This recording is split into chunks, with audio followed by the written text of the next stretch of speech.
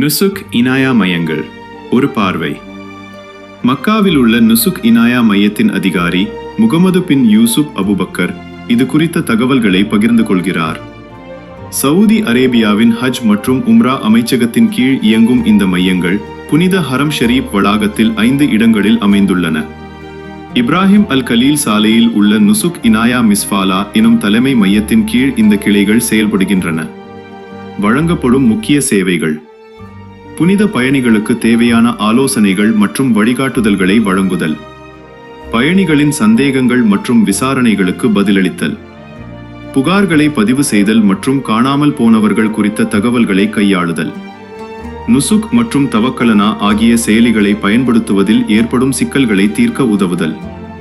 இதன் சிறப்பம்சங்கள்: இந்த மையங்களில் பணியாற்றும் தகுதியுள்ள ஊழியர்கள் 8க்கும் மேற்பட்ட மொழிகளில் பேசும் திறன் கொண்டவர்கள்.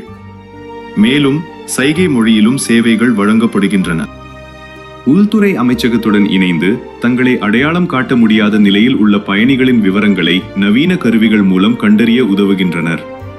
2 புனித பள்ளிவாசல்கள் பராமரிப்பு ஆணையத்துடன் இணைந்து பயணிகளுக்கு சிறந்த சேவையை வழங்குவதை உறுதி செய்கின்றன.